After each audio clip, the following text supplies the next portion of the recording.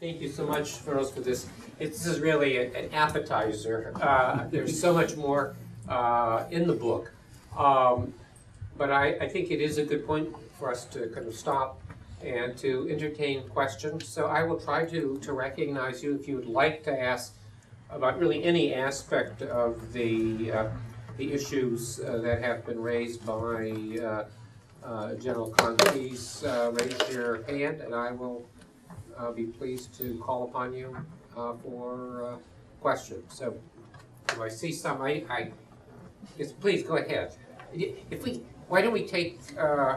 We'll take your question. You can identify yourself, and then we'll just collect some more. I don't know why we have this reluctance at the beginning. I thought I would have to, pick from dozens, but okay. Go ahead. Okay. Thank you, Brigadier Khan. I'm Amina Afzal from Pakistan, and this is indeed a very, very interesting account that you've given us right now. I had one question about the father of the nuclear bomb, and then you never mentioned what. I'd love to read your book, but what's your take on that? Who is the actual father of the nuclear bomb? Because during my research, I've come across different names like Sultan Bashiruddin Mahmud and Munir Ahmed Khan, A.Q. Khan himself, Dr. Shfaq Ahmed, I.H. Osmani. So, who's the actual father of the bomb? I'm surprised you didn't ask who's the mother of the bomb. And then you mentioned Charlie Whitson's war, and I just remembered a quote from there that General Ziaul Haq said that we would welcome conventional weapons from Israel, just don't put any stars of David on that. So, is there any reference in your book about Pakistan's involvement with the Israelis back then? Thanks. Sure, please. Any book will have a lot of gaps. I really mentioned in the very beginning, there cannot be a book without gaps, but sometimes you have to leave a lot of things. But what you've alluded to, first of all, the father of the bomb, I really deliberately did not want to really get into this debate because, in South Asia, we've got this propensity, either you're a father or you're nobody. Either you're a hero or you're a villain. You see, this is a very complex technology that, for one person to be claimed as father. But if you really want to ask me the question, unambiguously this book will tell you that there is the most important component of any nuclear weapons, and that is fissile material. I mean, that everybody's sitting here Austin. Without that, you can acquire fissile material, but if you want to produce fissile material, it's a very different story. Please think about it. Pakistanis were not doing what the Libyans were doing. They were doing something different. So they are trying to build the complete front end of the fuel cycle and then back end of the fuel cycle because it's a huge comprehensive program for not just weapon purposes. Even if you want to do that, then you have to have many fathers. So the names that you have taken, each one of them actually contributed in their own way. Each one of them contributed in their own way. But I tell you very honestly and unambiguously, were it not for A.Q. Khan, you would have not been able to produce highly enriched uranium, period. Okay. 2, were it not for Zulfikar Ali Bhutto, his political will and his vision, you would not have been able to build the bomb. So he's a political father of the bomb. I'll tell you one more person whose name you did not take. Were it not for Ghulam Ishaq Khan, whose brainchild about how to fix the financial idea that's covered in the book, I didn't speak. It was his brainchild. He's the financial father of the bomb.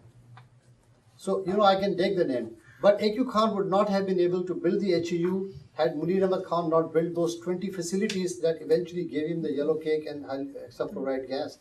Had Munir Khan not been able to, do the other part, the weaponization part. There was somebody else also building the delivery systems. I didn't talk about. They're also fathers, but it's not the engine part, but that's a very critical component of that part. How did they convert into bomb design? Conventional wisdom is that the Chinese gave them the bomb. Yeah, they did give them the bomb, but there's a lot more to them than that. The theoretical physics group began the work. It was the first one to begin the work in 1972 in Pakistan's case, even before they could even think about plutonium or highly enriched uranium. This may be a revelation to the Pakistanis, that they were actually going for the bomb design as the first thing after Bhutto met in Multan. And they were looking at everything was openly available to them. So by the time they really got the Chinese design, they had pretty much, the designers had advanced pretty much more. And the design that came was Chick 4. Chick 4, the Chinese bomb number 4, conducted in 1966. And when I interviewed the scientists, they said, well, that bomb was so big. You know, we're talking about 1,200 kilograms, 1180 to be specific. That was the weight of the bomb. What do you do with that bomb size? You can only throw it through gravity bound. So designing it to put through missiles was a very huge challenge, and that took 15 years for them to really put it on a missile or an aircraft. The long story, sir. Thanks. Sharon, I saw you next. Do you want to? Thanks for your talk. Like most of us in the room, I'm looking forward to your book. Now, you mentioned three factors which help explain the evolution of Pakistan's nuclear program: humiliation, isolation, and national identity-related factors. Now, more specifically, how would you explain? How would you try to see, for example, Pakistan's positions on various components of the non-proliferation regime, and especially, say, the FMCD in context of these broader factors? You see, thank you for the question. In my understanding, non-proliferation regime, when it evolved, both India and Pakistan were on the same page as far as their, they considered the non-proliferation regime as a challenge to their national security. That was at the root. In fact, the non-proliferation regime came as a result of India's test in 1974. Up until that time, the Pakistanis were playing dilly-dally with the world. They were not going nuclear. They were saying, we want to be on the right side. We don't want to do stuff and all. But when they made the decision to go for nuclear, non-proliferation regime per se became a challenge to their own national security. Now, this is where Pakistan actually sort of, now branches off from India's position, because they felt that every step that the regime made, the nuclear supplier group, subsequently the MTCR and everything, was meant to prevent Pakistan from reacting, and India would initiate and get away with. This became an engine itself for 30, 40 years now. So basically they were almost, always sort of in a, but then in the 1990s, and Sharad, I was part of all this going on, and this is my personal story almost. From 93 onwards, in the post-Cold War time, both India and Pakistani were under pressure to roll back and do something, and so they were both good friends actually, when it comes to disarmament and nuclear issues. They were part of the group of 21 in Geneva, and both of them had identical position on CDBD as well as FMCD together in the mid-90s. There was no difference of opinion between India and Pakistan. The only difference of opinion came, and there's a whole chapter talking about, in 1996, early 96. That was the time when India decided to change its position on CDBD. And that's where they said, hey, we were together in the group of 21, what are you doing now? What is changing position? CDBD was the first breakaway between India and Pakistan's position on that, but not FMCT. They were part of the Shannon mandate and all, continued together right till now. And I'm forgetting the date now because up until 2007 and 8, Pakistan FMCT position was pretty much the same as India's position. This is a result of US-India nuclear deal and Pakistan's position after that. So this is a much later position in the last 2 to 3 years. And this is the reaction. And this is exactly the reaction that Michael Kripon, George Perkovich, Bob Einhorn, Henry Sikorski, Will Potter, everybody was warning the world that the implication of this deal would be this, that you are going to set a precedence for other countries to do what you have done, and secondly, the reaction from that is going to weaken the non-proliferation regime. So what happened was that Pakistani behavior is actually rooted in that this is where they are actually dragging their feet and all over the question of FNCT, and that's where it is branched off now. India has no reason to be doing what the Pakistanis are doing because they are sitting fine, They got the deal, and now they've got the promise of becoming a member of NSG. And that's a very, very big deal for the Pakistanis now. So their whole thing is tied down now to their position in the nuclear supplier group as we move forward. Thanks. Bernie, I saw you next. Thank you. I actually sort of a follow-on on this question of Pakistan's position on nuclear, etc. It seems to me that Pakistan's position on nuclear issues now is making Pakistan very isolated internationally. And while I have a lot of sympathy with what Pakistan is saying, and also in reaction to the US-India nuclear deal, what are the elements of a winning strategy for Pakistan in this? How can Pakistan keep the very logical arguments it's making, but internationally break out of this isolation? Because I feel India is, is gaining while Pakistan is losing in the position that it's taking internationally, and that position originates also from the military, I think, command authority, the one that gives out the position. I have another quick question, and that is on A.Q. Khan. What is the internal Pakistani authorities' response to A.Q. Khan? Because it's very difficult for us to understand. To me, he is in Pakistan a hero, and then you have to the authorities take this very, ambiguous, subtle attitude to him. But maybe you know a little more, which will make it more interesting for us. Well, I wish I know a little more. Maybe you're from Sri Lanka. If you read the chapter 19 of this book, there is a very interesting anecdote about Sri Lanka's position on A.Q. Khan network. Let me answer the second one first. And I think the people of Pakistan also need to really read and know what he was doing.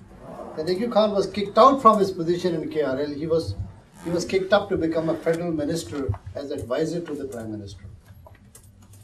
That's the way to keep him under the Official Secret Act so that he doesn't run away anywhere. It was more like, but he was so angry. He's continuing to do his network activities as late as 2003 and continuing to do so even at the time when BBC China is caught, when Natanz and centrifuge is caught. The network continues to do its activity, and this gentleman is using the pad of the Prime Minister of Pakistan and writing letters to head of the states. And that head of the state, one of them happened to be the President of Sri Lanka. Because the network was there and there were money laundering system going on in Colombo. And there was one guy who was trying to extort the money from the network. And that must have been in millions and millions, because he was ready to ask the Sri Lankan government to hire a lawyer for $500,000 just to get the money back. I've written down all that in that letter, So Sri Lanka is also part of the proliferation network in some way. See if you recognize it. And it was interesting because he said that if this guy doesn't return the money, I'm going to get hold of the head of the LTTE, Prabhakar, who is now dead. Which means the network even had links with LTTE in Sri Lanka, which has not been revealed so far, And this is done on Prime Minister's Secretariat's pad, He with this number and all on top of there. So, I really, A.Q. Khan's case is a very, very, challenging case for the state of Pakistan, and it is, and I don't speak for that, for the simple reason that any top scientist in the world with that level of authority and that level of classified nature of work that he has been doing, the amount of loudmouth thing that he does, the amount of activity that he did, as late as 3 days ago, he's been interviewing on 2nd November. It's amazing to see that the state of Pakistan allows the scientists to be speaking on those issues. I'm equally mind-boggled, to be very honest. He can talk on these issues on state television. I don't know, if Pakistan could take any example, they should take from Israel what they do with these people. But they don't. And the reason is, like the question that the lady asked, because we have this South Asian have got this cult of making people into gods. They can convert them into people who are as if nobody can touch them. There is no doubt about the fact, and I'm again repeating that he is the father of the bomb as far as the HU is concerned. But the amount of damage that he has done to this Pakistan international standing is unprecedented. Only superseded by Osama bin Laden's presence in Abbottabad. Right? But until then, the amount of damage that he has done is phenomenal. And it's up to the judgment of the people of Pakistan. I think Musharraf's decision was a very balanced one. He had to balance international concern and domestic heroic quality, and he just balanced the two together, made sure that he admits, and then pardon him so that he stays and lock him up into a house arrest. When you get this new government, He brought pressure, he himself got millions, now he's a hero again. And nobody touches him. He now he's formed a political party. And he goes on the TV and says, look at how ungrateful the people of Pakistan are. Look at India, they made Abul Kalam Azad the president. And I'm being put under house arrest. I'm ungrateful, the people are ungrateful. So he goes and talks. This is what he said 2 days ago. And he's an amazing character. First he blamed the military for being in cahoots with him. Then he switched over and he said, Benazir Bhutto told me to do proliferation. And when Nasser Zardari and President and all, they said, what the hell are you talking? They said, oh no, it was his secretary. Now, he's all naming person who are dead. There's nobody. Every person he blames is dead. So how do we justify that? What he keeps on changing his position all the time, As far as your first question about Pakistan's isolationist position in international, frankly speaking, I am not condoning Pakistan's position on what they have taken on FMCT and others. I have a different opinion altogether. And I sort of agree that Pakistan, is a sort of an advanced power sitting with enough fissile material, sitting with plutonium, HEU, 10 different kind of system. What else do you want? They're heading towards a triad. Our country should be more confident. Pakistan is displaying lack of confidence in international system by isolating itself in the process on a position which, frankly speaking, I do not understand. And it is an untenable position that they have taken in the Conference of Disarmament. I cannot be more clear than what I have said. Pakistani position is that it should be fissile material treaty rather than fissile material cutoff treaty. The implication of this is that you are prepared to account for every stockpile in every country. I believe Pakistan is the last country to do this, to get its stockpile accounted. So therefore, this position of FMT and cutoff is itself not a tenable position. And I don't think it's worthwhile for Pakistan to be isolated, given the kind of multiple problems that they have in the position. Like I said in answer to the question to Sharad, the real reason is, I believe, that they are fearing that if they let go the FMCT from their hands, now this is where I understand their position, then they are kept out from any membership from the nuclear supplier group. That is a huge blow to Pakistan, because they believe that AQ Khan network happened in 2004. It's been, how long will they keep on suffering the penalty for that? And if this penalty is that they are being, the doors to nuclear supplier groups are shut down, I can assure you here that the Pakistanis will go even much more mad than that you have seen now, if you give supplier membership to India and keep them out. Remember my words here, how they're going to react if that happens. This FMCT is a piece of cake then, they're really going to go berserk. So, there's some sympathy to their position as well, as much as I disagree with their stance that they have taken on Syria and assimilated to the position. The international community has got to come to terms with the fact that nuclear armed countries of that proportion, like Israel and Pakistan and India, cannot be shut out of the system for long. They have to be socialized into the international regime, and that's a challenge of our times. Thanks. I think it's a very important question, Lorraine, that merits more scholarship. I saw Avner next on my list here, and if you have... Do you put me on your list as well? Is that Sandy? Yes. Okay, we can. That's good, Sandy. I have Avner, and then we'll call upon you. That's fine. Avner. First, can I tell you how much I enjoyed scanning this weekend your book, and it's very, very intriguing, very interesting. Everybody celebrates right now 50 years, half a century for the Cuban Missile Crisis. I happened to listen to the discussion at CSAC, which was interesting, with Scott, with David Holloway, and with Talbot. One question that Joe Siriciano asked was, to what extent what happened then is relevant to us today? Not just interesting historically, but it's relevant today. And the answer that was given by Talbot and then was reinforced by the others was India and Pakistan. And they were saying, this is a situation when we have two countries with nuclear weapons, where each actually questions and actually believing that the other one is ultimately bluffing in its own pledge. And that this is ultimately in crisis could be very, very dangerous. Do you agree?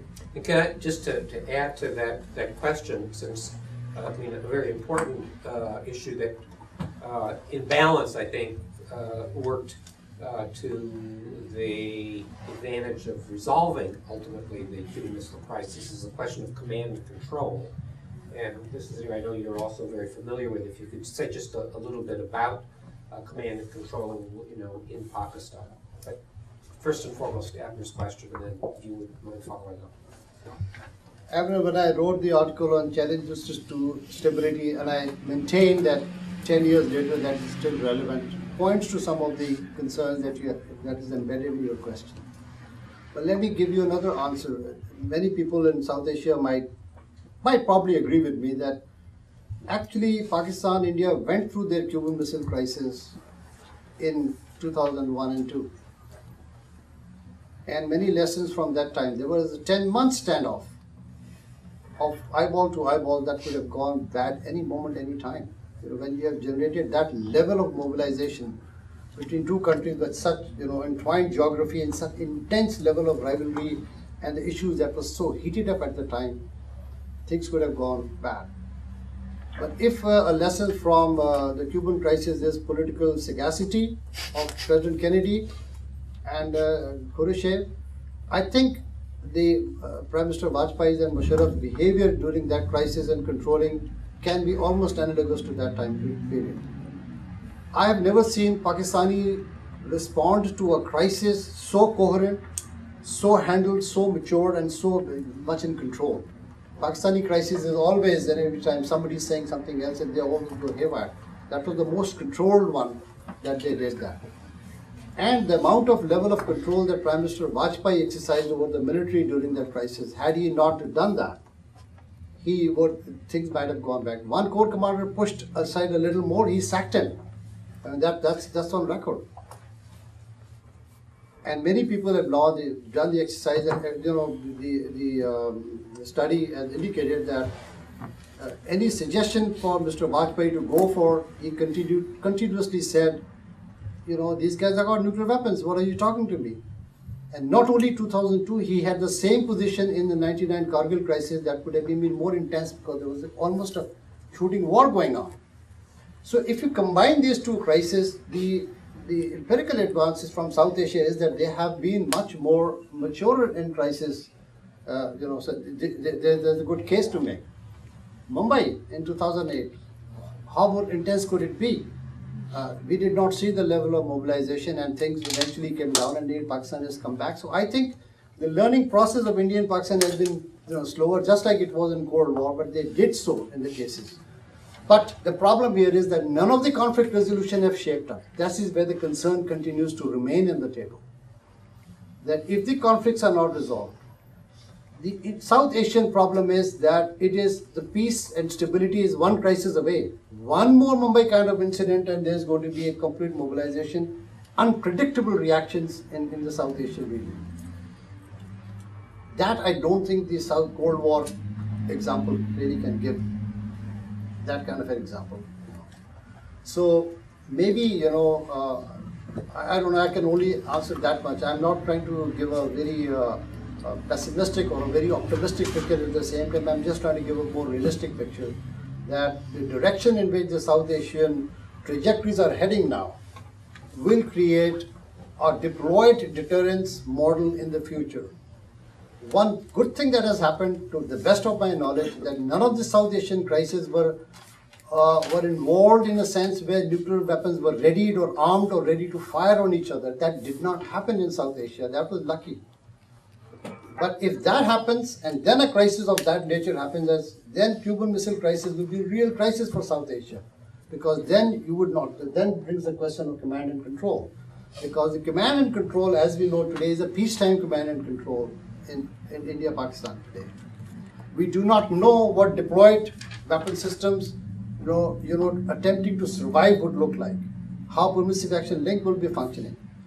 Whether or not there will be pressures to pre-delegate or not pre-delegate what happen when the weapons are deployed in the field, and now you are having the challenge of survival and vulnerability and still wanting to retain centralized control. These are not easy questions to answer in either India or Pakistan. As much difficult this answer would be as much was in the 50s and 60s during the the East and West in Europe for the gap problems. So India, Pakistan will go through that problem, but so far they have not in my assessment. And if they move in this trajectory as they are in my, as I think they are, and if things are not controlled, then I think in 5 years or 10 years time, we will be having a very, very difficult command and control problem, particularly after the third trial, that is when the sea-based deterrence is actually introduced in the region. So that's a much more complex topic to talk about, but I'm just pointing out that this is going to be a future thing to be really worried about. Thank you. Sandy, I do recall you being on the phone. You could speak up. This is Leonard Spector calling from Washington. Thanks. I wanted to ask a little bit about the relationship with North Korea. I think this is one dimension of the AQ-CON activity that is generally appreciated to have been supported by the Pakistani government, by Benazir Bhutto, and so forth. And the question that a lot of us are asking is what happened after 2003? AQ-CON was under house arrest, but somehow during that period, the North Koreans were able to master the P2 centrifuge, which the Iranians were not able to do. And the likely or the most obvious answer would be that Pakistan continued to support the North Korean enrichment program. But you know, that's just a question mark, and I wondered if you could comment on that a little bit. Thanks, Andy.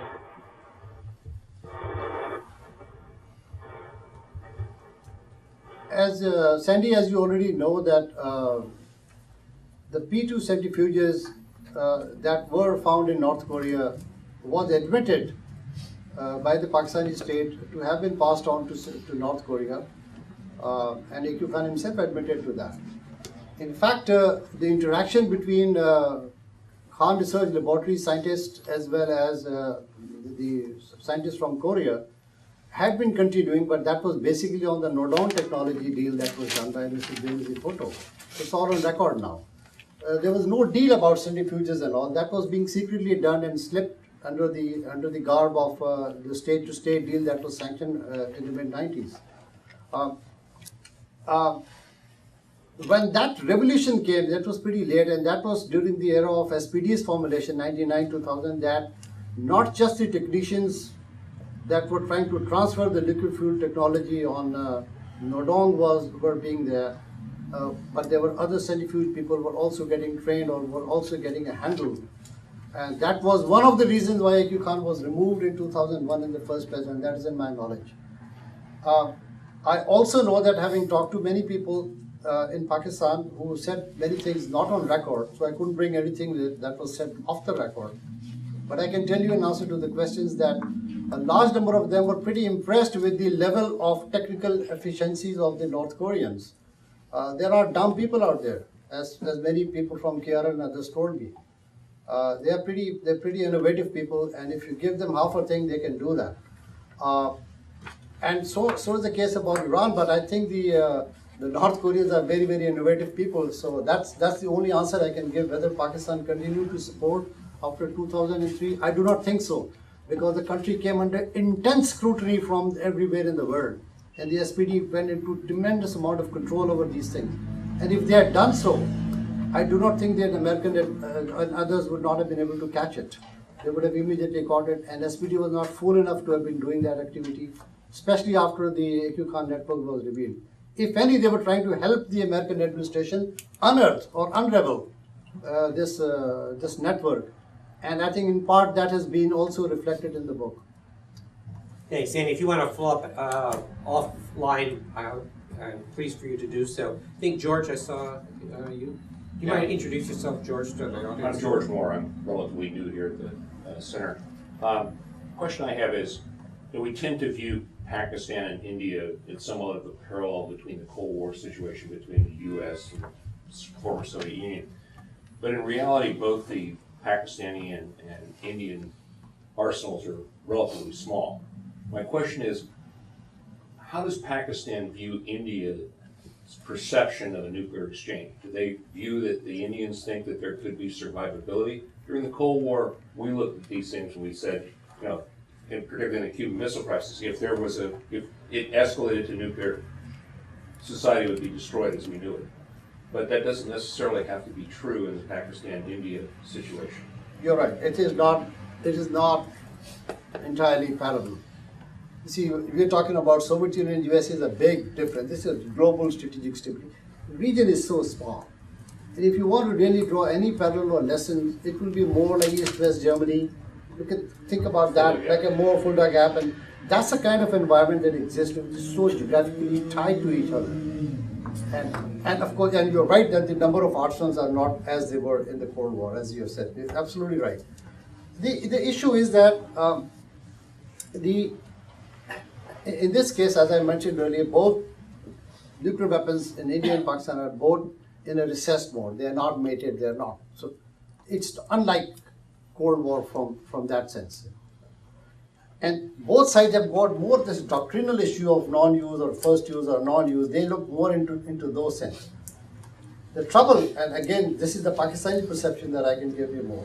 The trouble with the Pakistani security problem is that they thought that nuclear weapon is a panacea for the ultimate security because it's going to prevent a total war. To an extent that it has prevented war is true. But the idea that a war can still be fought and one has not gone. So the more India innovates new innovative doctrines to fight and win wars, the more it becomes problematic for Pakistan to manage its nuclear weapons and its deterrence posture. So it keeps on struggling from a very recessed one by introducing something new. India comes with a limited war under nuclear umbrella. Pakistan comes with saying, I'm going to lower the threshold. Now, when you're doing all these activities, this is like going backwards to the European experience. Europe eventually learned the other way around from 50s to 60s to 70s. They're getting standoff. They're getting this way, introducing smaller and smaller weapon system. So I see that the trajectory is going the other way around. And and every conferences and all the track to be doing this is, and to me that's a dangerous one because this is not a good idea. That convention imbalance keeps on growing and growing. Doctrines keeps on nuancing to go and fight and win a war, and the nuclear threshold keeps on going down. Well, when we began 10 years back, that was not the case. 10 years later, as we enter the next decade, we are now seeing this is going on. And at the second level, the assortments of weapon system being introduced in the region is even much more complex now. There are cruise missiles here. There are tactical weapons now. They're talking about sea-based deterrence now. There's potential of ballistic missile defenses here. You have air to ground launch, you've got surface to surface cruise missile. These weapon systems did not exist 10 years ago. So what are we handling here?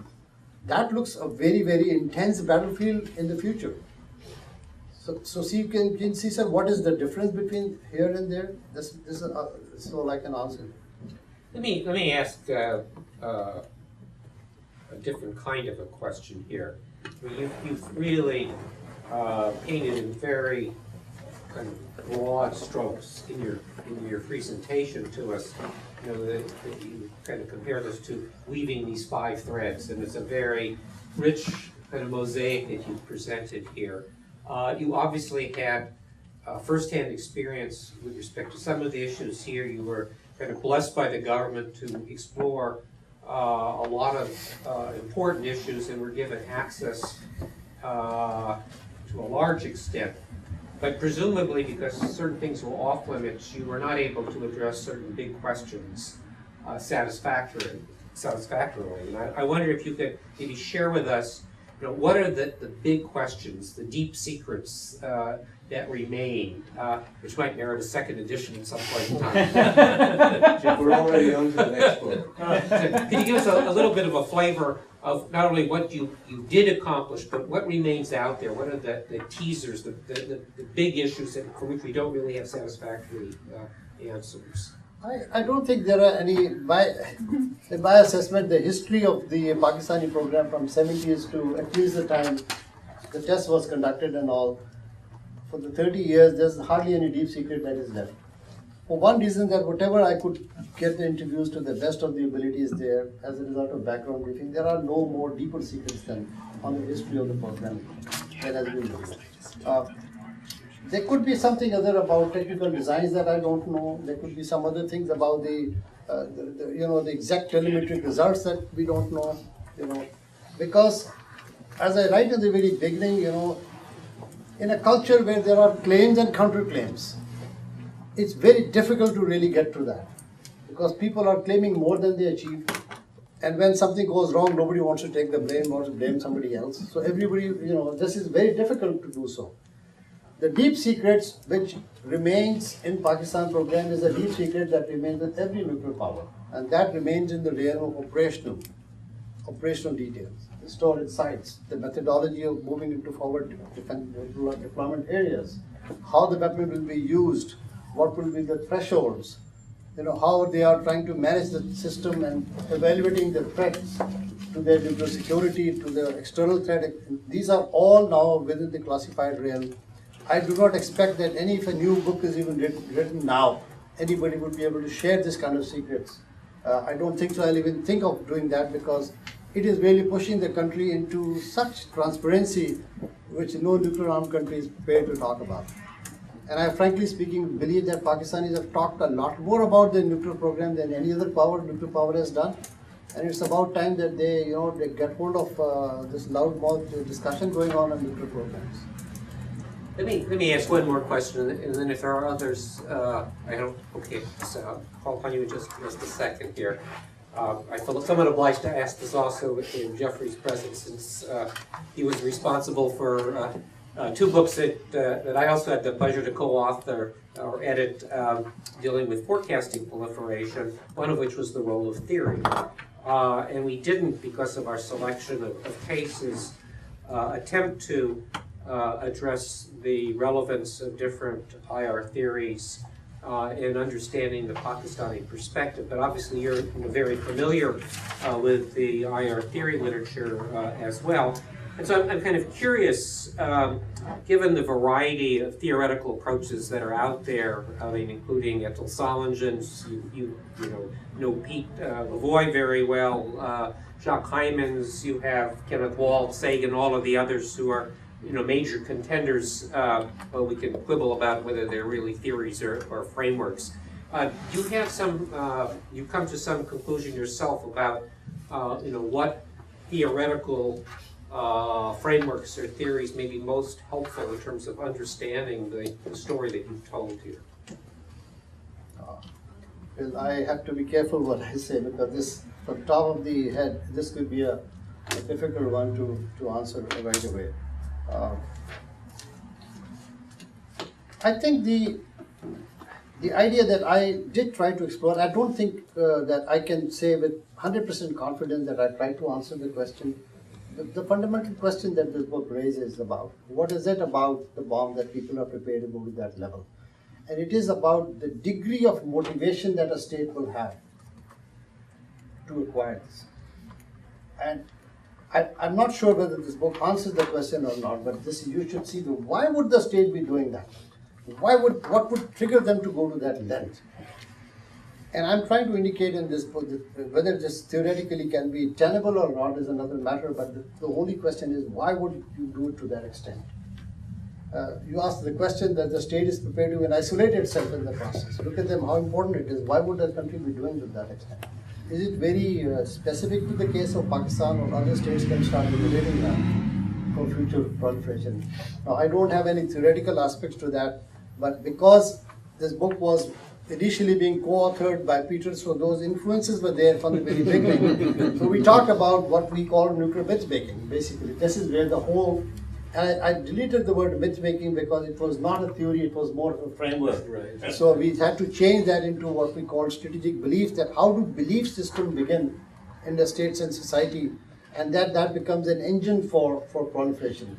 And that is one thing, The other thing is that is intuitively that I'm talking about here is that the Pakistani case actually stayed ahead of the curve as the non-proliferation regime was evolving.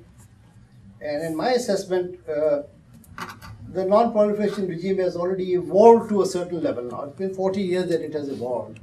And the methodology that was used by Pakistan to acquire nuclear weapons, if they try to copy somebody else, is likely to be caught very early on. It's not likely that they have to do this. So maybe they will have to use some extraordinarily innovative measures to do that, because present day's technological element, the oversights, the information system as it has evolved will not allow proliferation to be as easy as it was in the case of Pakistan in the 70s and 80s. In my opinion, that's not going to be the case. And that actually answers somewhat your other deep secret part, which I do not know, because this book was not focused on that. Let me give you the answer. We really don't know how the international system, whether network has disappeared of AQCon as we knew it, but has it metastasized into a certain other level that we don't know? And it might still be going on in certain other ways, because international money laundering and this scumbag world business, they really know how to change their tax. And that remains our challenge for future times as well. So that's the best I can. We're working on another book project with Sandy and colleagues at Harvard on that topic, so we'll try to answer that question in probably another year or two. Yes, please. I'm Mike Losney from MPS. I resisted asking earlier since Feroza is literally my next door neighbor and figured out to connect him later. I want to invite you to say a little bit more about how international isolation fits into your historical story in the 60s and the 70s, right? The usual pattern that we see is isolation leads to a desire to develop nuclear capabilities, and then going nuclear leads to further isolation. Yes. It seems like in what you said today, in your very short period of time, you focus much more on that second part, where it was the further isolation in the late 70s under the Carter administration, where as a result of Pakistani nuclear developments led to isolation. I think I'd like to hear a little bit more about that earlier part in the 60s and 70s and how Pakistan felt isolated, why they felt isolated, where that isolation came from that led to, and how that fed into your story about why they decided to go nuclear. And then if I can as well, on this Cuban Missile Crisis learning example, is that a hope that you have that from 90, and this is probably because Paul Kapoor is my across the way mate, so I'm channeling some of his skepticism and pessimism, but is it a hope that you have that learning has occurred and then will lead to a more stable situation? Or do you see real evidence on either the Pakistani side or the Indian side that there have been leaders in the civilian realm or the military realm who have drawn specific conclusions, drawn lessons about things that they did that ran the risk of leading to escalation and changes that then needed to happen to lead to greater stability? And in the ensuing 10 years, have you seen changes on either side in force posture, command and control, things that you can point back to 99 and 2001 and 2002 and say, these are changes that are moving in a more stabilizing and positive direction, right? One of the things that Paul says is what has happened is kind of the worst kind of learning, right? Is that everything that Indians and Pakistanis thought before 99 and 2001, they looked at those crises as ways to reaffirm the positions they already had, right? Which could lead to an even more destabilizing dynamic. Right. So is it a hope, or do you actually see, is there a there that you've seen in the last 10 years of actual learning? You're going to have to invite Mike to the next workshop now. That was a way to get the time, right?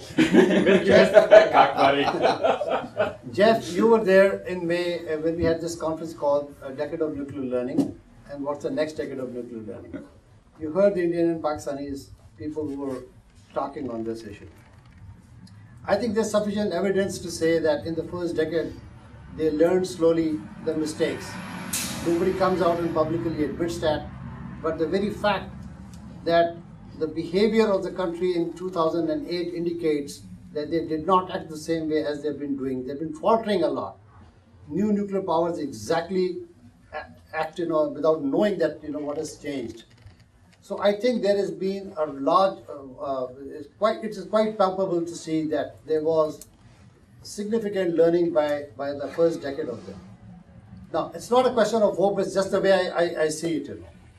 And now then it comes about the mindset about whether you're a pessimist or an optimist, it's very hard to do that, where your mind is actually coming from.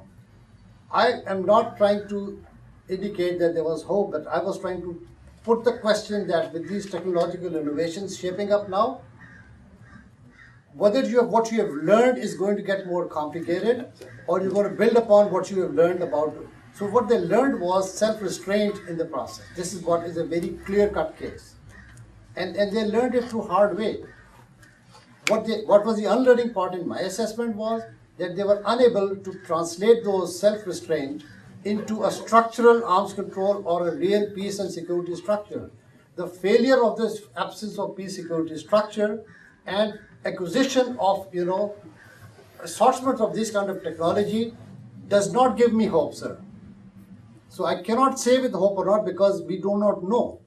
And the question that we raised in this conferences and all, and Jeff, please help me if I've understood wrongly, because he's got more insight to understand this, that when you acquire too much, then you're fearful to do risks. It could be stabilizing because nobody wants to do anything because they're fearing too much.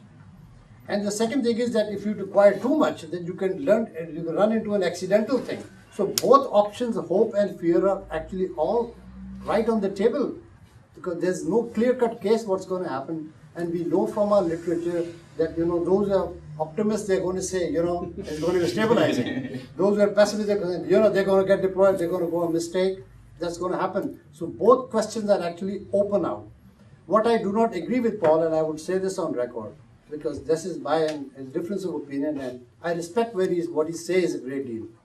I do not think that nuclear weapons acquisition bolstered them to do instability, but that Paul's position is that the more they acquire, the more they become emboldened to challenge a bigger state. I think in Pakistan, at least I know that learning has shaped up. Now, that learning has shaped up that no mere acquisition of nuclear weapons does not embolden me to start doing things like Kargil, to start doing things like, they're trying to rein in as much as it is possible. So the theory that nuclear weapon acquisition has actually created ground for creating more instability at the sub-conventional level, that might be empirically true in Paul Kapoor's assessment. But if we look from the learning perspective point of view, the Pakistanis have learned that turned out to be very, very counterproductive. And in fact, nuclear weapon can do a damn about the sub-conventional war anyway. It doesn't influence them at all. So if that is the hope or fear, but I think the problem is that neither the absence of peace structure at this time that can cause instability, as much as the Pakistan has not 100% given up these jihadi elements, they still keep them as reserve for some future elements. So both these things are actually do not give me any confidence that things are not going to go wrong in South Asia. I think on that note, I'm going to wrap things up. Let me first of all express my great appreciation to Feroz for coming and sharing with us some of the themes in his new book that Stanford University Press has just published. I must say we are really delighted, wearing my hat as a professor at the Monterey Institute, not only to be able to welcome him to speak to our CNS seminar, but to be so grateful that he also now is teaching regularly our students. And we really are delighted to have this close association with you, Feroz. Please join me in expressing our appreciation.